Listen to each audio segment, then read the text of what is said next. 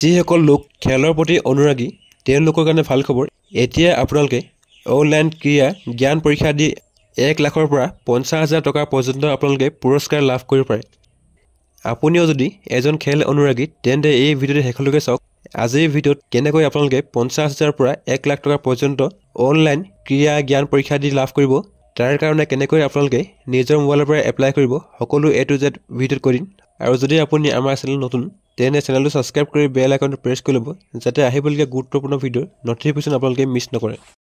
2024 ক্ৰীড়া ভাৰতী জ্ঞান পৰীক্ষা ৰেজিষ্ট্ৰেশ্যন ইতিমধ্যে আৰম্ভ হৈ গৈছে।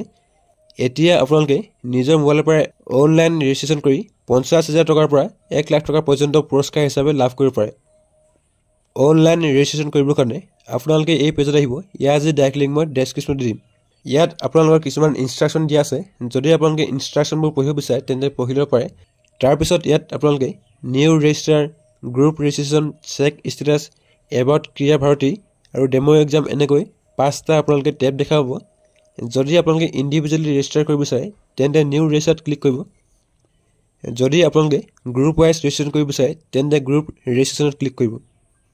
আপোনালোকে ইণ্ডিভিজুৱেলি নিজৰ বাবে ৰেজিষ্ট্ৰেশ্যন কৰিবৰ কাৰণে নিউ ৰেজিষ্টাৰ টেবত ক্লিক কৰিব।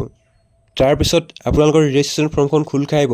ইয়াত আপোনালোকৰ ফাৰ্ষ্ট নেম আৰু লাষ্ট নেম এণ্টাৰ কৰিব। নেম এণ্টাৰ কৰাৰ পিছত ইয়াত আপোনালোকৰ ডেট অফ বাৰ্থ ভৰাব লাগিব। যদি আপোনালোকে মেনুৱেলি টাইপ কৰিব বিচাৰে তেন্তে মেনুৱেলি টাইপ কৰিব পাৰে, বা যদি আপোনালোকে কেলেণ্ডাৰৰ পৰা চুজ কৰিব বিচাৰে তেন্তে কেলেণ্ডাৰৰ পৰা চুজ কৰিব পাৰে। তাৰপিছত ইয়াত আপোনালোকৰ এটা এক্টিভ মোবাইল নম্বৰ এণ্টাৰ কৰি আপোনালোকৰ জেণ্ডাৰটো ইয়াত ছিলেক্ট কৰি ল'ব।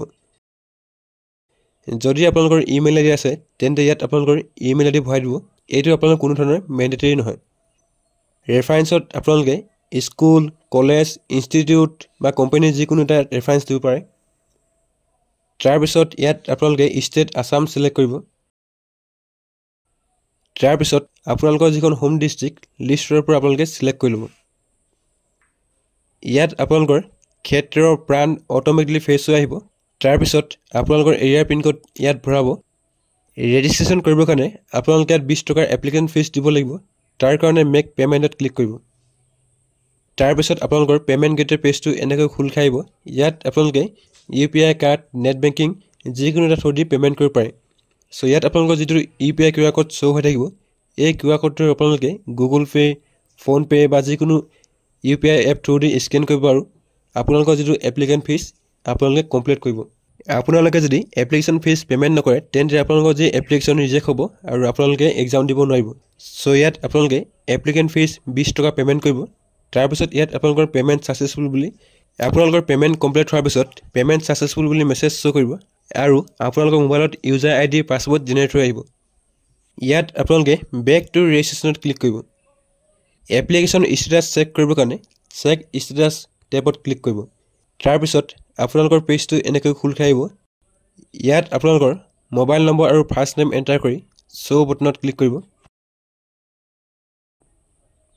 তাৰপিছত ইয়াত আপোনালোকৰ ৰেজিষ্ট্ৰেশ্যন টাইপ, ৰেজিষ্ট্ৰেশ্যন ডেট সকলো শ্ব' কৰিব।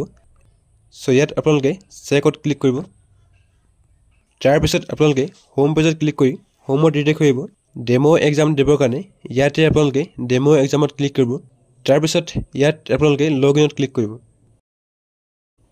আপোনালোকৰ এক্সামৰ ইনষ্ট্ৰাকশ্যন পেজটো এনেকৈ খোল খাই আহিব।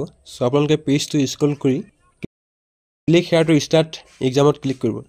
তাৰপিছত আপোনালোকৰ এক্সাম ষ্টাৰ্ট হৈ যাব আৰু ইয়াত আপোনালোকৰ এক্সামৰ পেজটো এনেকৈ খোল খাই আহিব।